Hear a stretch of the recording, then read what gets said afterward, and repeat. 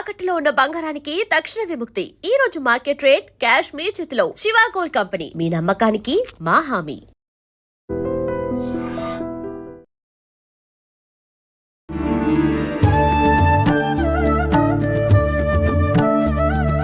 నమస్కారం, welcome to I dream. ధర్మ మార్గం విత్ విజిత కార్యక్రమానికి స్వాగతం. ప్రస్తుతం మనతో పాటు ఉన్నారు శ్రీ జగదాంబ త్రిశక్తి పీఠాధిపతులు బ్రహ్మశ్రీ బెనారస్ గురూజీ. ఇప్పుడు వారితో మాట్లాడదాం. నమస్కారం అండి. శ్రీమాత్రే నమః. మనకి ఉగాది పంచాంగ శ్రవణం టైంలో ఏడాదికి సంబంధించిన విశేషాలన్నీ కూడా కొన్ని మాట్లాడుకుంటాం. అప్పట్లో అసలు ఈ సంవత్సరంలో మన గ్రహణాలే లేవు అన్నారు. కానీ మొన్న ఆల్రెడీ క్రిందటి నెలలో గ్రహణం వచ్చింది అని అన్నారు. మళ్ళీ ఇప్పుడు ఆగస్టు 12వ తారీఖు కూడా గ్రహణం ఉంది. తర్వాత వచ్చే పౌర్ణమికి కూడా మళ్ళీ గ్రహణం ఏదో ఉంది, సూర్యగ్రహణం చంద్రగ్రహణం అని అంటున్నారు. నిజంగా గ్రహణం ఉందా మనకి? చాలా చక్కని ప్రశ్న. మనకి గ్రహణాలు లేవు ప్రస్తుతానికి, కాబట్టి దాని గురించి అసలు ఎవరు బాధపడద్దు.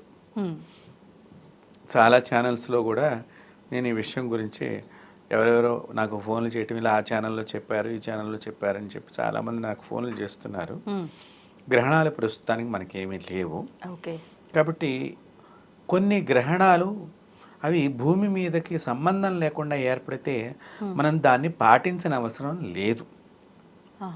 ఇప్పుడు ఆకాశంలో అనేక అద్భుతాలు జరుగుతూ ఉంటాయి. ప్రతి అద్భుతము దీని కనెక్టివిటీ ఉన్నదా లేదా అనేది మనం చూసుకోవాలి. కనెక్షన్ ఉన్నప్పుడు మాత్రమే దాన్ని పాటించాలా వద్దా అనేటువంటి దాని గురించి ఇక్కడ చర్చ. కనెక్షన్ లేని దాని గురించి ఎందుకు మనం ఇప్పుడు అనవసరం అది. కాబట్టి భారతదేశంలో ప్రస్తుతానికి గ్రహణాలు ఏమీ లేవు. కాబట్టి దాని గురించి అసలు మనం ఆలోచనే చెయ్యక్కర్లేదు. కానీ కొంతమంది లేకపోయినప్పటికీ గర్భిణీ స్త్రీలు మాత్రం నియమాలు పాటించాలి, పాటించకపోతే ఇబ్బందులు వస్తాయేమో, పాటిస్తే నష్టం ఏం లేదు కదా అంటున్నారు. ఇప్పుడు దోషం లేదు మనకి లేదు అన్నప్పుడు నువ్వు పాటించినా పాటించకపోయినా ఫరక్ పడదు, ఏమీ లేదు ఇక్కడ. ఒకటి పాటించమని చెప్పి నువ్వు పాటించట్లేదుగా. వీళ్ళు గర్భిణీ స్త్రీలు జుట్టు విరబోసుకోకూడదు. అవునా? మరి ఇప్పుడు నేను మాట్లాడితే విమర్శలకి నేను లోనవుతాను, అందరి విమర్శలకి. గర్భిణీ స్త్రీ ఎప్పుడూ కూడా జుట్టు విరపోసుకోకూడదని శాస్త్రం చెప్పింది. మామూలు సమయంలో వేరు, గర్భిణీ స్త్రీలు తప్పనిసరిగా జడ వేసుకుని, జడ కొసలు ఉంటాయి కదమ్మా చివరి, దాన్ని పైకి మడిచి కట్టుకోవాలి. ఓకే, ఎందుకనండి? దోషానికి. అంటే ఎటువంటి దోషాలు వస్తాయి అలా చేయకపోతే? అలా చేయకపోతే గర్భస్థంలో ఉండేటువంటి వాళ్ళకి రకరకాలైన మానసికమైనటువంటి సమస్యలకు గురవుతారు. ఓకే, ఇవన్నీ ఇప్పుడు మనం ఆచరించాల్సినవి ఆచరించమమ్మా. లేదు అన్న దాని గురించి ఇంకెక్కువ ఆలోచన చేస్తుంటాం. అంటే ఏంటంటే మనిషి ఎటు పెడుతున్నాడు, వద్దన్న దాని గురించి ఎక్కువ పెడుతున్నాడు, కావాలి అన్న దానికి పెడతలేదు. గ్రహణం లేదు, నేనైతే ఏం పాటించట్లేదు. ఇప్పుడు నేను గ్రహణం ఉంటే తప్పనిసరిగా అనుష్ఠానంలో ఉంటా అంతే. అవును, నేను ఇప్పుడు ప్రత్యేకించి మామూలుగా రోజు చేసుకునే అనుష్ఠానం ఎట్లాగో ఉంటుంది. ఇప్పుడు గ్రహణ సమయం అంతా అది మధ్యాహ్నమో పొద్దున్నో, మనకు ఆ సమయం అంతా మేము కదలము, బయటికి రాము, మాట్లాడము ఎవరితోనూ, అనుష్ఠానంలోనే ఉంటాం, మంత్రానుష్ఠానంలో ఉంటాం. కాబట్టి ఇక్కడ మనకి అది లేనప్పుడు ఇంకా ఆ సమయం వేరే పని పెట్టుకుంటాంగా మేము, ఏదో ఒక పని చేసుకుంటానికి ఉపయోగపడుతుంది అన్నట్లుగా. కాబట్టి మనం మంచం మీద పడుకుంటే మంచిదేమో, వాళ్ళు చెప్పారేమో వీళ్ళు చెప్పారో, మనకి ఎటువంటి సమస్య భయపడాల్సిన అవసరం లేనే లేదు. ఒకటి. రెండోది, గోళ్ళు కట్ చేసుకోకూడదు గర్భిణీ స్త్రీలు. ఇప్పుడు మీరు అన్నారు కాబట్టి నేను చెప్తున్నాను. ఒక్క స్త్రీయే కాదు, మగవాడు కూడా జుట్టు కట్ చేసుకోకూడదు, గోళ్ళు కట్ చేసుకోకూడదు భార్య కడుపుతో ఉన్నప్పుడు. ఎస్, ఒక స్త్రీకే చెప్పాల నియమాలు, భర్తకి చాలా చెప్పారు నియమాలు ఆడవాళ్ళ కంటే కూడా. అవన్నీ పాటించాలి. మరి కొంతమంది షేవ్ చేసుకోరు భార్య గర్భంతో ఉన్నప్పుడు. చేసుకోకూడదు. పెరుగుతోంది కదమ్మా, పెరుగుతోంది అంటే లోపల కూడా శిశువు పెరుగుతోంది కదా. మీరు బాగా గుర్తుపెట్టుకోండి, చాలామంది మమ్మల్ని అడిగారు, ఏమండి ఆడవాళ్ళని బాగా తినమంటారు, డాక్టర్లు కూడా లోపల ఏదో ఉంది. ఆడవాళ్లే కాదు, గర్భంతో ఉన్నప్పుడు వాళ్ళ యొక్క భర్త కూడా మంచిగా కడుపు నిండా తినాలి. కానీ సంబంధం ఏముందండి, ఎందుకు వాళ్ళు ఎందుకు తినాలి? మానసిక సంబంధం. మనసు వెళ్ళి చెప్తుంది నేను మంచిగా తిన్నాను అనేటువంటిది వెళ్తే, లోపల ఉన్న శిశువు మా నాన్న ఆనందంగా ఉన్నాడనే భావనని నువ్వు ప్రజెంటేషన్ చేయాలి. వామ్మో.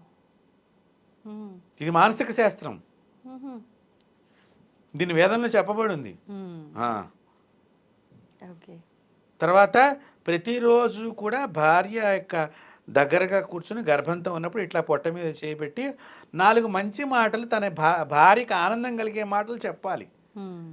అప్పుడు ఈ శిశువు మా అమ్మని నాన్న బాగా మాట్లాడుతున్నాడు, నేను ఇంకా బాగా పుట్టిన తర్వాత బాగా చూసుకోవాలి మా అమ్మని నాన్నని అని భావన చేసేటట్టుగా నీవు శిశువుని గర్భం లోపల ఉన్నప్పుడే ఇంత నియమాలను పాటిస్తే, ఆ నియమాలు పాటించకుండా లేని గ్రహణానికి పడుకుంటాను అంటే ఏం చెప్పాలి? మీకు అర్థమవుతుందా? కాబట్టి గ్రహణాలు అయితే మనకేమీ లేవు. దయచేసి నేను ఐ డ్రీమ్ ద్వారా చెప్తున్నాను, పౌర్ణానికి లేదు, మొన్న పౌర్ణానికి లేదు, ఇప్పుడు అమావాస్యకి లేదు, ఏ గ్రహణము లేదు. ఇప్పుడు విదేశాల్లో కొన్ని ప్లేసెస్లో గ్రహణం చూపిస్తుంది అంటున్నారు కదా, మన వాళ్ళు అక్కడ వాళ్ళు ఎలాగో పాటించరు, మన వాళ్ళు అక్కడ ఉన్న వాళ్ళు నియమాలు పాటించాలంటే నువ్వు ఏ దేశంలో ఉన్నావో ఆ దేశంలో ఆ సమయంలో గ్రహణం ఉన్నప్పుడు వాళ్ళు అక్కడ పాటించి తీరాలి, మన వాళ్ళు అనేది లేదు. కానీ మన భారతదేశానికి ఇవన్నీ వర్తిస్తాయి కదా, అది మన దేశం కానప్పుడు అక్కడ ఉన్న వాళ్ళు ఎందుకు పాటించాలంటే ఏం చెప్తారు? నువ్వు ఆ దేశానికి ఎందుకు వెళ్ళావు? ఆ దేశంలో రూల్స్ పాటిస్తున్నావా లేదా అమ్మా? అక్కడి రూల్స్ పాటిస్తున్నావు కదా, ఆ దేశపు రూల్స్ పాటిస్తున్నావు కదా. మరి ఆ దేశంలో రూల్స్ పాటించినప్పుడు ఆ దేశానికి సంబంధించినటువంటి సమయం పైన ఆకాశంలో ఒక నెగిటివ్ ఎనర్జీ ఫోర్స్ ఆ దేశం మీద ఉన్నప్పుడు నువ్వు అక్కడ ఉండేటువంటి నీవు భారతదేశం వాడివైతే సంప్రదాయాన్ని పాటించేవాడివే కదా. మరి అక్కడికి వెళ్ళినా కూడా ఆ సంప్రదాయాన్ని పాటించాలా వద్దా? కాబట్టి అక్కడ ఉన్నప్పుడు ఆ సమయంలో గ్రహణం ఉన్నప్పుడు అక్కడ మనం పాటించి తీరాలి ఆ సమయాల్ని. ఇండియాలో ఉంటేనే భారతదేశంలో ఉంటేనే పాటించాలని లేదు. భారతదేశంలో ఉన్నప్పుడు వాళ్ళు అక్కడ పాటించక్కర్లా, వారి దేశంలో గ్రహణం ఉన్నప్పుడు పాటించాలి. ప్రదేశాన్ని బట్టి అంతే, ప్రదేశాన్ని బట్టే ఫలితం ఉంటుంది. ఇప్పుడు ఏదైనా యుద్ధం జరుగుతుందండి, పక్క దేశం వాడికి చాలా భయం ఉంటుంది. ఎందుకంటే ఆ యుద్ధం చేసుకునే దేశాలు గబుకున్న బాంబే ఏమన్నా చేయి జారి మా దేశం మీద పడుతుందో అని పక్క వాడికి ఉంటుంది, ఎక్కడో ఉన్నవాడికి ఉండదు. కారణం ఏంటి? వాడు వేసే డిస్టెన్సు, దాని పవరు, దాని శక్తి బట్టే కదా అది వెళ్ళి పడేది. ఒక అంచనా ఉంటుంది. అట్లాగే ఈ గ్రహణాలు కూడా ఎక్కడ ఏర్పడుతున్నాయో ఆ ప్రదేశం వరకే దాని సరౌండింగ్స్, దాని యొక్క సమయము అవన్నీ పంచాంగంలో రాస్తారు. కాబట్టి ఇప్పుడు మనకేమీ లేవు. కాబట్టి అనవసరమైనటువంటివి కూడా మనం పాటించకూడదని శాస్త్రం చెప్పింది. ఇప్పుడు మైలు ఉందనుకోండి, మా ఇంటి పేరు ఉన్నాడు పోయాడండి అంటాడు ఒకడు వచ్చి. అవును, మీ ఇంటి పేరు ఉన్నాడు పోతే మీకు వాళ్ళకి ఏమైనా చుట్టరికం ఉందా అంటే ఏమోనండి మా పెద్దవాళ్ళు చెప్పారండి అంటాడు. చుట్టరికం ఉందో లేదో వాడు చెప్పడు, ఏదో పెద్దవాళ్ళు చెప్పారు మా ఇంటి పేరు పోయాడని. వీడు ఒప్పుకోవట్లేదు అంతే. ఇప్పుడు ఒకటి 12 సంవత్సరాలు మీకు మాకు రాకపోకలేకపోతే కనుక మేము మైలు పాటించక్కర్లేదు, వర్తించదు. మాట లేదు, ఏం లేదు, మంత్ లేదు. ఇప్పుడు ఏదో మా ఇంటి పేరు నీ ఇంటి పేరు కలిసినంత మాత్రం మనం రిలేషన్ అయిపోము. 30 ఏళ్ళ తర్వాత కలిసాము, ఏమంటే నీ ఇంటి పేరు అన్నావు, నా ఇంటి పేరు నీ ఇంటి పేరు, ఏదో మన దూరం చుట్టాలు లేరా అని ఇప్పుడు మైలు పట్టిస్తావా? కాబట్టి అనవసరమైనవి పాటించకూడదు, అవసరమైనవి పాటించాలి అని శాస్త్రం కూడా చెప్పబడింది. కాబట్టి దయచేసి గ్రహణాలు లేవు, అలాంటి టెన్షన్ ఎవరు పెట్టుకోవద్దు. హాయిగా ఆనందంగా మంచిగా ఒకవేళ మీకు అంతా అనుమానంగా ఉంది కాబట్టి, ఏదో ఛానల్లో చెప్పారు ఎక్కడో చెప్పారని ఉంది కాబట్టి చక్కగా అమ్మవారి స్తోత్రాన్ని కూర్చుని హాయిగా తిరుగుతూ నడుస్తూ చక్కగా చదువుకోండి, ఏ సమస్య ఉండదు. మనసుకి బాధ ఉన్నది కాబట్టి, సో ఆ మనసు బాధపోవడానికి నేను మార్గం చెప్పాను. నిజంగా గ్రహణం ఉన్నప్పుడు ఇది పాటించకూడదు. ఇంకా చేస్తారో చేయరో వాళ్ళ ఇష్టం, అంతే. ధన్యవాదాలండి. నమస్తే. And for more videos, please subscribe to iDream. Please subscribe to iDream. Please subscribe iDream. And please subscribe to iDream. For more videos, subscribe to iDream. please like, share and subscribe to the channel. Congratulations, iDream. Subscribe to iDream. Subscribe to iDream. So subscribe to iDream Media. iDream ki iDream team andarki huge congratulations. Please subscribe iDream Media. Please subscribe to iDream. Subscribe iDream. Please subscribe to iDream. iDream అంటే నా కళల ఛానల్ను subscribe చేసుకున్న నోరు తిరుగుతలేదు, మీరైతే గంట గుర్తు కొట్టండి. For more such videos, please subscribe to iDream. Subscribe to iDream. Please subscribe to iDream. Please subscribe iDream Media. Please do subscribe to iDream. Please subscribe to iDream Media. For best entertainment and information, please subscribe iDream. And don't forget to subscribe to iDream.